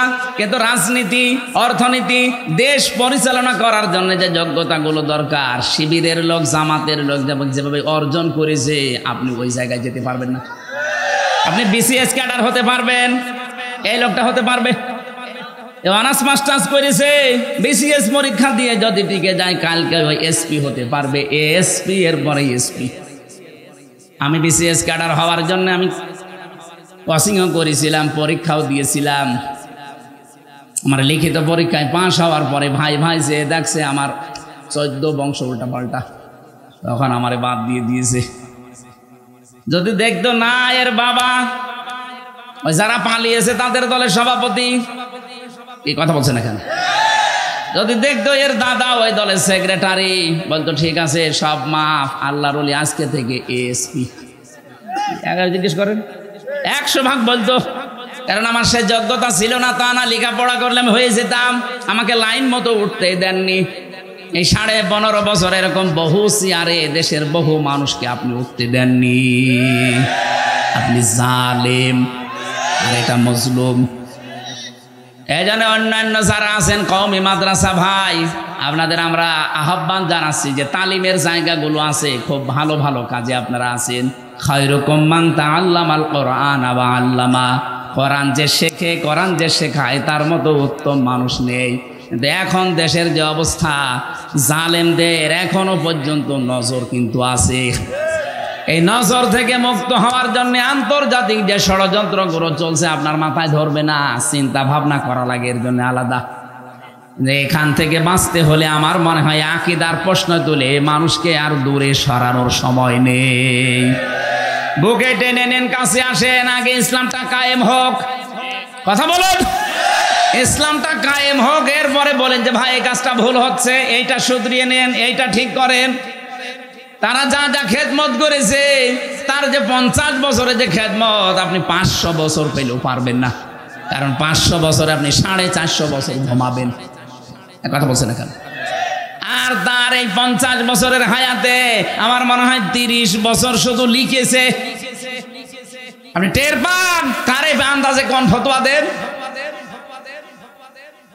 এই জন্য আহ্বান জানাচ্ছি, দেশটাকে শিরিক মুক্ত করা লাগবে। আমাদের বিশ্বাসে যাদের শিরিক আছে, জামাত ইসলামের এই গঠনতন্ত্রে বিশ্বাসে আকীদায় শিরিক আছে, আপনি একটু দেখান তো যে এটা শিরিক। বলেন বলেন। আমি নাম ধরে বলছি এই কারণে, কারণ এই মাজলুম দলটার উপরে আবাহমান কাল থেকে এই দেশে একটা তহমত লাগিয়ে দিয়েছে আন্দাজে। কেউ যেন এই অবিচার করে তাদের উপরে তহমতটা দিয়ে নিজের গুনার পাল্লা ভারী করবেন না। নিজের চিন্তায় তো আমি নিজে বাঁচি না। কথা বলেন না কেন? তাহলে এই দেশকে যদি আল্লাহর নিরাপদের চাদর দিয়ে ঢেকতে হয়, জুলুম মুক্ত করা লাগবে, শিরিক মুক্ত করা লাগবে। বলেন। আল্লাহ পাক বলেন এমন একটা গ্রামের নাম বলছি শোনো, যে গ্রামটা শান্তি ছিল। এই যে আমনুন মানে নিরাপত্তা। আমনুন মানে কি? কানাত আমিনাতান মুতমাইন্নাতান, যেখানে বাস করে মানুষ আত্মতৃপ্তি পেত। মুতমাইন্না মানে কি? আত্মতৃপ্তি। বাস করলে যেখানে আত্মতৃপ্তি পাওয়া যেত, ভালো লাগতো মানুষের, শান্তি স্বস্তি, এগুলো সব ঘিরে রেখেছিল তাদেরকে। বিভিন্ন জায়গা থেকে তাদের রিজিক আসতো, বিভিন্ন ব্যবসা বাণিজ্যের মাধ্যমে রিজিক আসতো। কিন্তু এতটুকু আল্লাহ শেষ করেননি। এই রিজিক আসার পর আল্লাহর দেওয়া রিজিক খেয়ে নিয়ামতগুলো খাওয়ার পরে তারা আল্লাহর সাথে কুফরি আরম্ভ করেছে। সবচাইতে বড় কুফরি ছিল ওই জামানার যিনি নবী ছিল মুহাম্মদুর রাসূলুল্লাহকে তারা মিথ্যাবাদী বলেছে, পাগল বলেছে, জাদুকার বলেছে, এমনকি দেশ থেকে পর্যন্ত তাড়িয়ে দিয়েছে। কথা বলেন ঠিক কিনা? 18 কোটি মানুষ মাত্র 56,000 বর্গ মাইলের এই দেশে, এতটুকু দেশ, পৃথিবীর বহু দেশে তো ঘুরলাম, কই এতটুকু জায়গায় এত মানুষ বাস করে পৃথিবীর কোন জায়গায় আমি পাইনি। এর চাইতে এই যে কয়েকদিন আগে গিয়েছিলাম মালয়েশিয়া, এর চাইতে 8 ডবল বড়। কত বলেন? বাংলাদেশে 8টা জোড়া দিলে যত বড় হবে, মালয়েশিয়া একাই অত বড়। বাংলাদেশ 14টা জোড়া দিলে যত বড় হবে, সৌদি আরব একাই অত বড়। বাংলাদেশ 59টা জোড়া দিলে যত বড় হবে, আমেরিকা একাই অত বড়। কিন্তু মানুষ বাংলাদেশের চাইতে কম জায়গা হিসাবে। কথা বলে না কেন? তাদের যে বিশাল জমিন পড়ে আছে, সেই তুলনায় মানুষ একেবারেই কম। আমাদের এতগুলো মানুষ, অথচ জায়গা যতটুকু। আল্লাহ পাক বলেন বিভিন্ন জায়গা থেকে তোদের রিজিকের ব্যবস্থাগুলো করছিলাম, কি হয়েছে তোদের? আমার নিয়ামতগুলো তোরা উল্টিয়ে দিতে আরম্ভ করলি। পুরুষে পুরুষে বিয়ে, এই যে তহমত, যেটা কি বলে এর নাম, সমকামিতা আরম্ভ করলি। এইটার স্লোগান পর্যন্ত দিচ্ছে। 3 দিন আগে কুষ্টিয়ায় 2 মেয়ে আন্দোলন করেছে যে আমরা 2 জন বিয়ে করব, যদি বিয়ে না দেয় 2 জনে মরে যাব।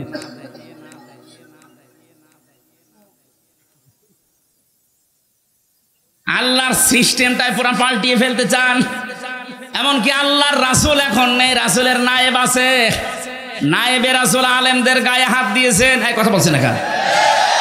মাওলানা মামুনুল হকের মাথায় দড়ি দিয়ে, তার হাতে হ্যান্ডকাপ দিয়ে, মাথার উপরে হেলমেট দিয়ে, মনে হচ্ছে যে কি নিয়ে যাচ্ছে, অথচ কিছুই না।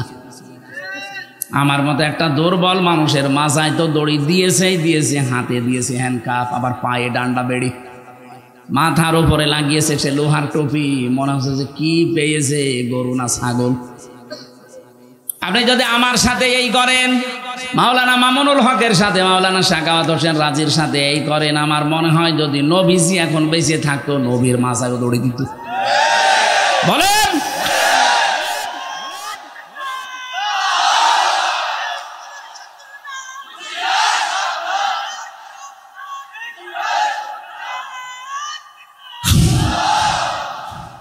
ঝিনাইদহবাসী, আমি এবার যেটা নিয়ে আসতে চাই, আল্লাহ রাব্বুল আলামিন বলেন রাগাদাম মিন কুল্লি মাকানিন ফাকাফারাত বিআনউমিল্লাহি ফাআযাকাহাল্লাহু লিবাসাল জুই ওয়াল খাউফ। মানুষ যখন আল্লাহর আইন ভুলে, আল্লাহর আলেমদের প্রতি অত্যাচার, জুলুম, নির্যাতন শুরু করে, ওই সময় ওদের পাপের কারণে আমি আল্লাহ দুইটা জিনিস চাপিয়ে দেই। একটা হচ্ছে ক্ষুধা, ক্ষুধা মানে দুর্ভিক্ষ। ক্ষুধা মানে কি বলেন বলেন? দুর্ভিক্ষ আসা আরম্ভ হয়েছিল, আলেমদের উপরে যা আরম্ভ করেছিলেন দুর্ভিক্ষ চলে আসতো। ১৫০০ বছর আগে বিশ্ব নবীকে যখন ওরা তাড়িয়ে দিয়েছিল, বিশ্ব নবী যখন যাচ্ছিলেন নিজের ঘর থেকে বের হয়ে হিজরত করার সময়, যে জায়গায় দাঁড়িয়ে কাবার দিকে তাকিয়ে বলেছিলেন, কাবার মালিক আমি কিন্তু যেতে চাইনি, কাবার মালিক আমি খুব ভালোবাসি কাবাকে, কিন্তু এর নিষ্ঠুর সন্তানরা আমারে থাকতে দিল না। হ্যাঁ আমি যাচ্ছি। আল্লাহ ওই সময় সূরা কসসের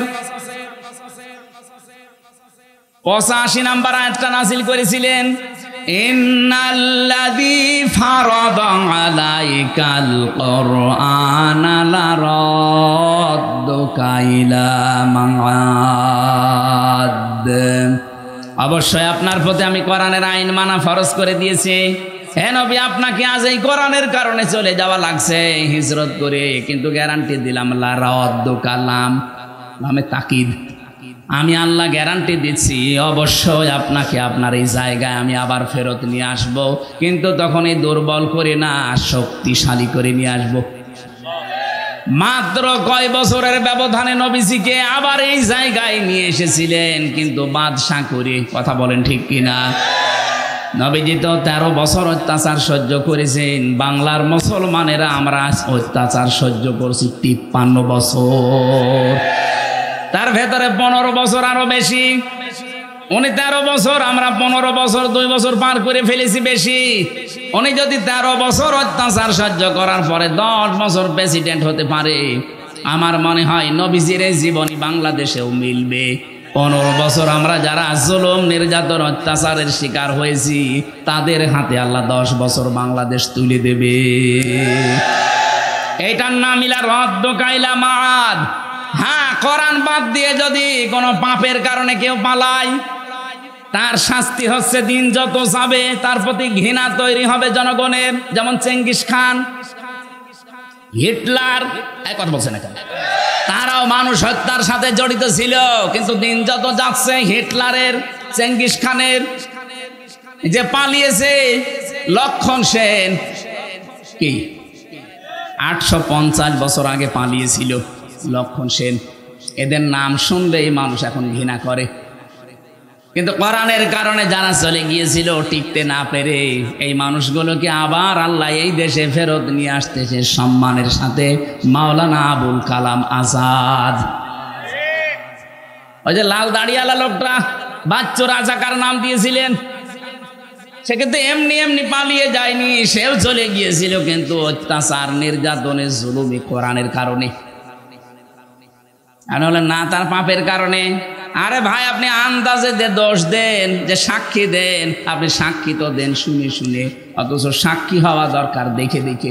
সাক্ষী মানে শাহেদ, শাহেদ মানে এই যে দেখে যারা চোখ দিয়ে তারা সাক্ষী দেবে।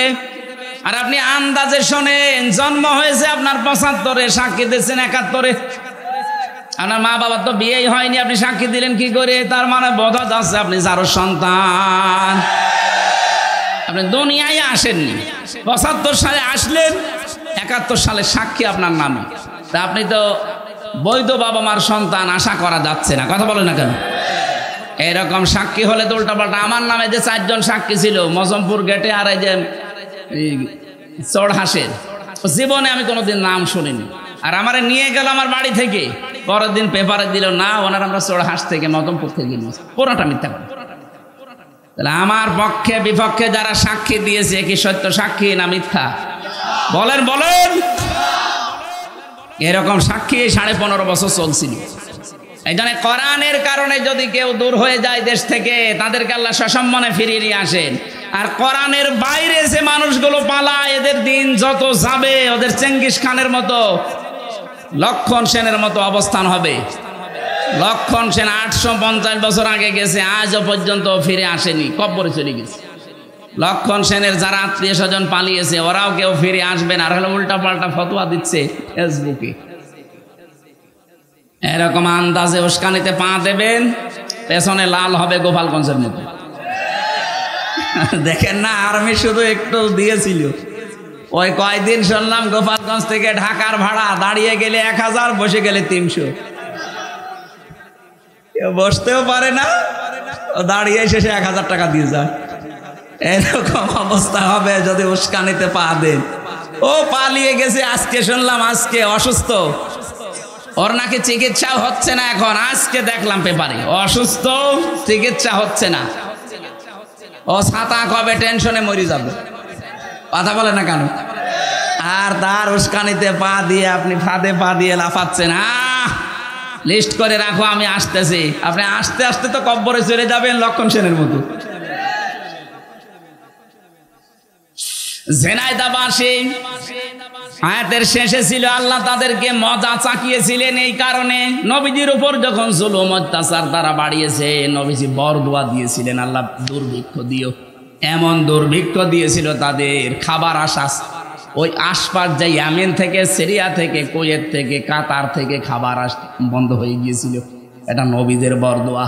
এই 15.5 বছরে এদেশ থেকে বহু কিছু আমরা হারিয়ে ফেলেছি, আলেমদের বরদোয়া। কত আলেমকে আমি তাহাজ্জুদের নামাজ পড়ে হাউমাউ করে কাঁদতে দেখেছি। মাওলানা শাখাওয়াতকে, মাওলানা মামুনুল হককে আমি শিশুর মতো কাঁদতে দেখতাম।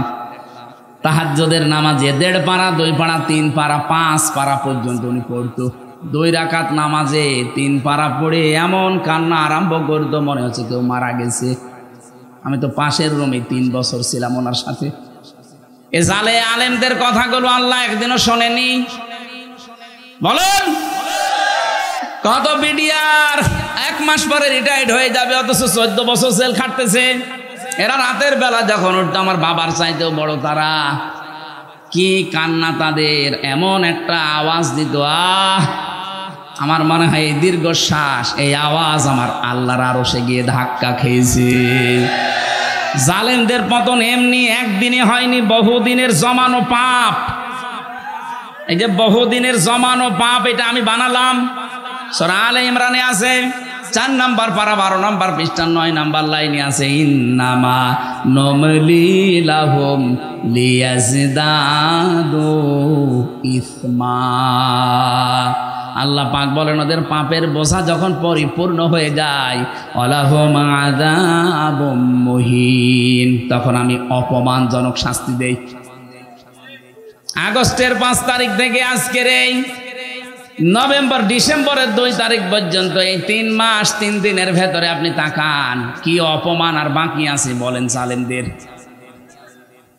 আজকে জোনায়েদ বলককে নাকি জঙ্গিদের সাথে ফাঁসির আসামিদের থাকতে দিয়েছে। উনি এমপি ছিল, মন্ত্রী ছিল, ওনাকে ডিভিশন দেয়নি, তাই আন্দোলন করবে। আরে শয়তান, ও কি এমপি মন্ত্রী, কি ভোটের এমপি মন্ত্রী যে ওরা ডিভিশন দেওয়া লাগবে? ভোটের এমপি ছিল যে অধ্যাপক মিয়া গোলাম পরোয়ার, তারে আপনি ফাঁসির কন্টেম সেলে রাখলেন, জঙ্গিদের সাথে রাখলেন, তখন মানবতা কোথায় গেল? এখন যারা এই কথাগুলো তুলছে এদের পিটিয়ে লাশ বানানো দরকার। শয়তান আমারে 3 বছর মোবাইল দেয়নি, বিচ্ছিন্ন করে রেখেছিল সরকারি মোবাইল থেকে যোগাযোগ, ফাঁসির কন্টেম সেলে আমারে রেখেছিল, তখন তো কোনো কথা বলনি। কত এমপিকে আমি পেয়েছি, তাদেরকে ডিভিশন দেওয়া দূরের কথা, কন্ডেম সেলে রেখে দিয়েছিল। আর এখন ওদের মানবতা উতলিয়ে পড়ছে। এই জালেমদের দোসর যেগুলো, এগুলোর এখনো মায়ের হয়নি, এগুলো এখনো পিটিয়ে গাছ বানানো দরকার। আল্লাহ বলেন ফাযাকাল্লাহ, ওদেরকে আমি আল্লাহ মজা চাখাবো। আল্লাহ যদি ঠাট্টা করে কথা বলতে পারে, আমরা বললে দোষ কি? আল্লাহ বলছেন ফাযাকাল্লাহ, আমি আল্লাহ নিজে ওদেরকে স্বাদ চাকাবো, ওদের পাপের স্বাদ। এক নম্বরে স্বাদ হচ্ছে লিবাসাল জো, ক্ষুধার পোশাক। পোশাকের নাম দিলেন কেন? কারণ একটা পোশাকেই মানুষের বিভিন্ন জিনিস ফুটে ওঠে। পোশাকের দ্বারাই তার স্ট্যাটাস, তার যে মান সম্মান, তার মর্যাদা, তার যে কোন লেভেলে আছে লোকটা, সেটা পোশাকে ফুটে ওঠে। এই জন্য বাদশাদের পোশাক দেখবেন আলাদা। কথা বলছে না কেন? আল্লাহ বলেন এমন ক্ষুধা দারিদ্র দিয়েছিলাম ওই জামানায় নবীর বরকতে, বরদোয়ার বরকতে, বরদোয়ার ফলে এই মানুষগুলো পায়খানা আর এর সাথে মদ মিশিয়ে, পায়খানার মদ মিশিয়ে বড়ি বানিয়ে বানিয়ে ওরা খেয়েছিল। আলেমদের বরদোয়ার কারণে দেশটাও রসগোল্লায় যেতেছিল। তোমার আল্লাহ মনে হচ্ছে হাতে ধরে 5 তারিখে বাঁচিয়ে দিয়েছেন। অওয়াদানা আনকা বিজরাক আল্লাযী আনকাদা যাহরাক। হে নবী, আপনার পেটকে বাঁকা করে রেখেছিল আইয়ামে জাহিলিয়াতের পাথর।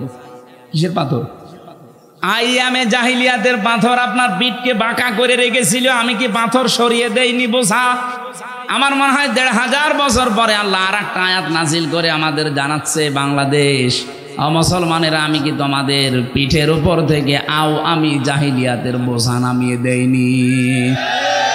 ওটা ছিল আইয়ামে জাহিলিয়াত, আর এইটা শব্দ দুইটা প্রায় এক। ওরাও যা করতো এরাও তাই করেছে। কথা বলছেন কেন?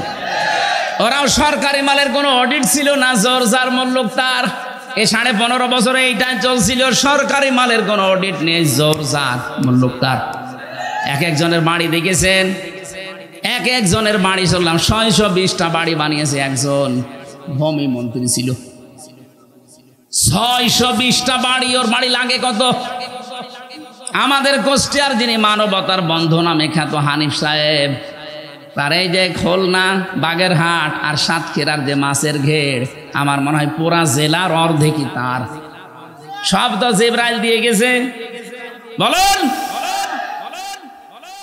তার ভাই তার দিকে তাকান, ওর রিকশা চালানোর যোগ্যতাও নেই, অথচ 8 তলা বিল্ডিং বানিয়েছে, মনে হচ্ছে জান্নাত বানিয়েছে। আগস্টের 5 তারিখে বানিয়েছিল, 6 তারিখে বিকাল 5টার সময় যে দেখি পুরাটা জনগণ টয়লেটের সেই প্যান্ট পর্যন্ত খুলে চলে গেছে।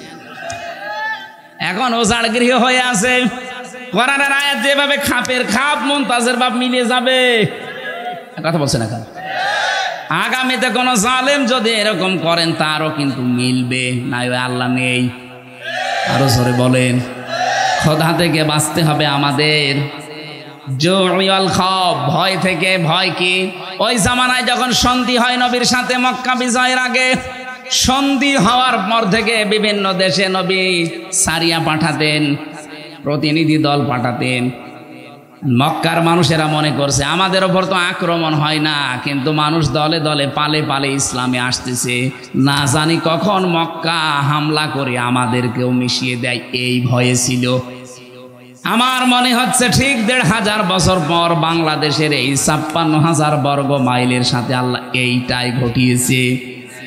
আয়াতের তাফসিরের ভেতরে, তাফসিরে তাবারির ভেতরে দেখেছি, শানে নজুলের ভেতরে আপনারা আছে, এটা সূরা রোমের 41 নম্বর আয়াতে আল্লাহ দলিল দিয়েছেন, যাহারাল ফাসাদু ফিল বাররি ওয়াল বাহর বিমা কাসাবাত আইদিন নাস লিয়ুযীকাহুম বা'দাল্লাযী আমিলু লা'আল্লাহুম ইয়ারজিউন। বলেন আল্লাহু আকবার। আল্লাহ বলেন, জলে স্থলে যে বিপদ আপদগুলো দেখতে পাও, এই যে মহামারী, খুন খারাপি, চুরি ডাকাতি, এই অসুখ, নতুন নতুন অসুখ আসে, করোনা, কি কি আসে, এগুলো দিতে চাই না, তোমাদের হাতের কামাই করা পাপের ফসল। আরো আমি আল্লাহ মাফ করে দেই। আমি চাই যে তোমরা ফিরে আসো, যা করো সব শাস্তি যদি দুনিয়ায় পাঠাতাম শ্বাস ফেলার সময় পেতে না। ওমা সাবাকুম মিন মুসিবাতিন ফাবিমা কাসাবাত আইদিকুম ওয়া ইয়াফু আন কাসীর। বলেন আল্লাহু আকবার। সূরা শুরার 30 নম্বর আয়াতে আল্লাহ জানিয়েছেন, যা করো সব পাপের শাস্তি যদি দুনিয়ায় ফেলতাম একটা শ্বাস নেবে সে সময়ও পেতে না।